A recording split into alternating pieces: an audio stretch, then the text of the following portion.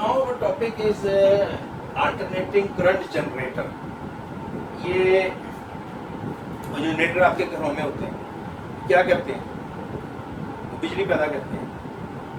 कैसे करते हैं? How they produce electricity?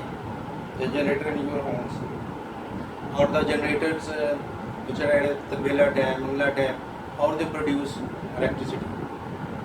They, with the help of the force and the magnetic field or magnetic lines of magnetic lines created by the magnet, they produce the third one, which is the current. यहाँ भी generator को आप क्या देते हैं? Fuel देते हैं, petrol देते हैं या गैस देते हैं, सप्लाई करते हैं, उसको डीजल सप्लाई करते हैं। मैग्नेट होता है, वो रोटेट करता है, घूमता है। जब वो रोटेट करता है, घूमता है, तो चीज़ कौन सी जनरेट होती है? बिजली। लोकोमोटिव इंजन, जो ट्रेन का इंजन है, वो भी इसी असूल पे, जो कोयले वाला है, स्टीम वाला है, उसमें वो भी इसी असूल से काम करता है, वो भी जनरेट करता है इलेक्ट्रिसिटी। घर वाले भी इसी तरह है। इसकी जो वेव फॉर्म है उसको देखें, ये एक वेव बन रही है। Time to complete one wave is called the time period. 1t इसका टाइम पीरियड है। यहाँ पे कितना है? ये हाफ टी है, t/2 है, हाफ है साइकिल इसका। अब पूरा साइकिल जो होता है अगर आप देखें तो पूरा साइकिल ये है, ये पूरा साइकिल है, ये हाफ है इसका, ठीक है, ये 1/2 है। तो ये दोनों को अगर आप अलग-अलग करें तो ये वेव पूरा साइकिल बन गया। और ये जो अल्टरनेटिंग करंट है जो जनरेट हो रहा है, which are reaching at homes, that has 50 cycles in a second. Alternating जो डायरेक्शन को चेंज करता है, अल्टरनेट करता है। इसमें यहाँ से ये स्टार्ट लेता है, इस पे जो टाइम पीरियड है वो 0 है। तो यहाँ पे जो जाते हैं जिस वक्त, तो ये 1/4 हो जाता है, ये 1/4। इसको t/4 भी लिख सकते हैं, that is t/4, that is t/2, t/2 plus t/4, ये कितना हो जाएगा? 3/4t। अब और यहाँ पे आगे पूरा t हो जाएगा। पाई की शक्ल में क्या होगा? पाई होता है 180 डिग्री। यहाँ से यहाँ तक जो सा ना पाई है 180 डिग्री है। यहाँ पे क्या है? यहाँ पे है π/2 या 90 डिग्री। ये इसकी पीक वैल्यू है, ऊपर पॉजिटिव वैल्यू, नीचे नेगेटिव में पीक वैल्यू है। ये नेगेटिव में पीक है, ये पॉजिटिव में पीक है। और यहाँ पे जो 180 के बाद ये कितना हो जाएगा? 270, और ये पूरा साइकिल हो जाएगा 360। तो इसमें जो करंट की जो वैल्यू है वो मिनिमम आप देख रहे हैं एक वेव में 3 दफा हुई है, 1, 2 और 3, और 2 दफा इसकी वैल्यू मैक्सिमम हुई है। जब वो तारें पूरी तरह मैग्नेटिक फील्ड के आगे होती हैं, उसको कट करती हैं, तो मैक्सिमम वैल्यू होती है, और जब वो उसको कट नहीं कर रही होती है तो उस वक्त मिनिमम वैल्यू होती है। अब इसको आगे चलते हैं, देखते हैं, इसकी वीडियोस भी देखते हैं, इसकी और डायग्राम्स भी जो सी है उनको कंसिडर करते हैं। अब ये देखें ना, ये स्टार्ट था ए बी का, ये स्टार्ट हुआ, उसके बाद ए इस तरफ आ गया, हमने ये साइकिल ली है, ऐसे ऐसे जा रही है कर, ये साइकिल ली है, तो ए इस तरफ आ गया, बी इधर हो गया, फिर ये ऊपर चला गया, उसके बाद ये सामने आ गया, and then at this position.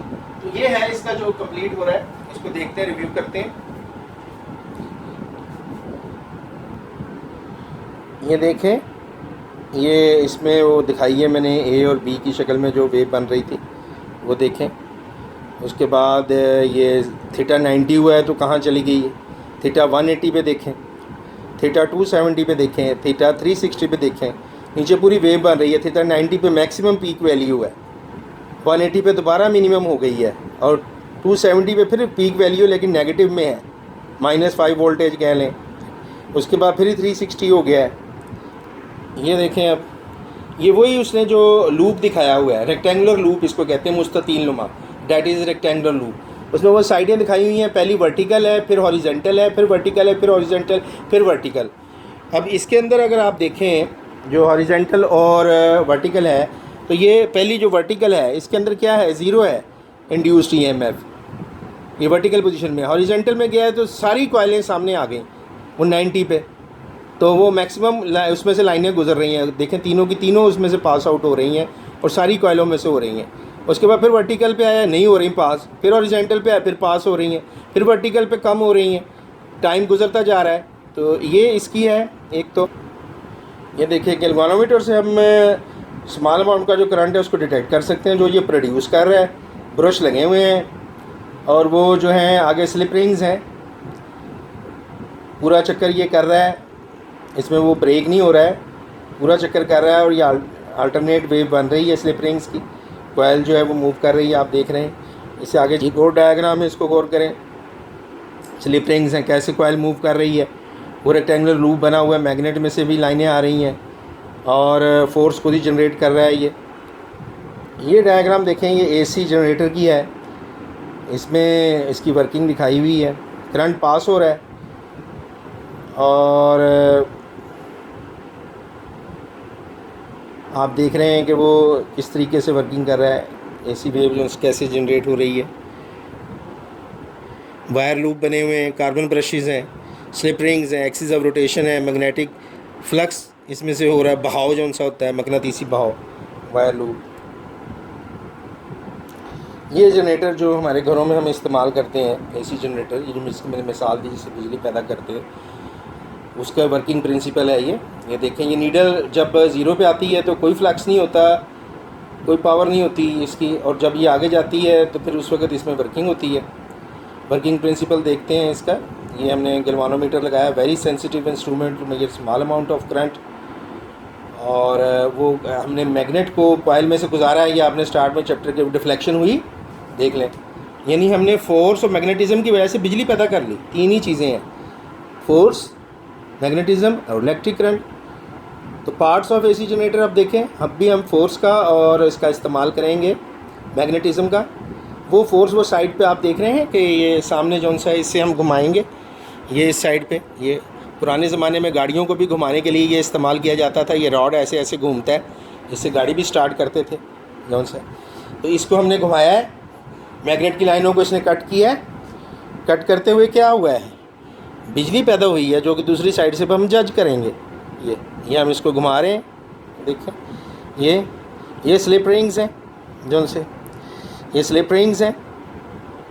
इसी तरह ये रोटेट करते रहेंगे गोल गोल और वेव जनरेट करते रहेंगे, ब्रशेस के साथ टच होते रहेंगे। और यहाँ से जो सी ये सप्लाई हो रहा है, ये देखें, ये पॉजिटिव है, ये रेड वाला पॉजिटिव होता है, ब्लैक नेगेटिव होता है, ये याद रखना है आपने लोड गैल्वानोमीटर में। और इसकी वर्किंग देखें आप, एसी जनरेटर की कैसे होती है, ये देखें।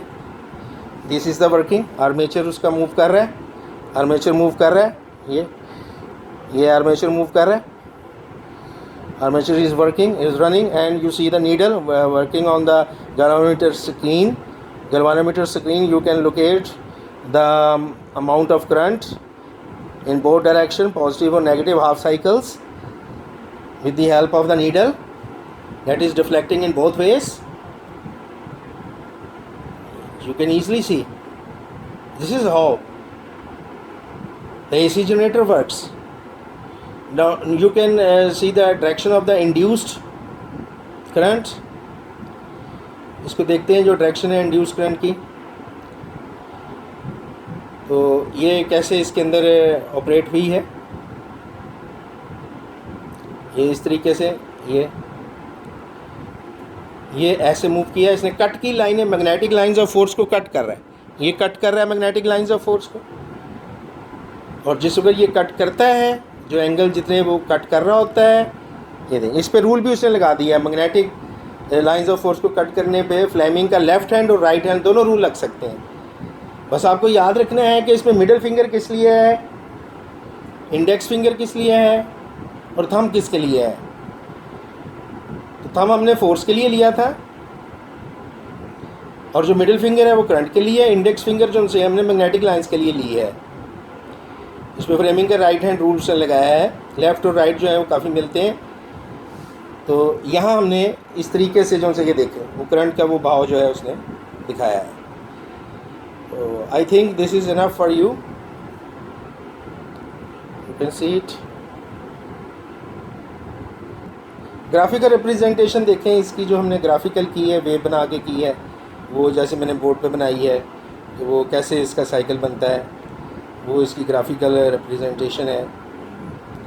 तो उसको भी फॉलो कर लें।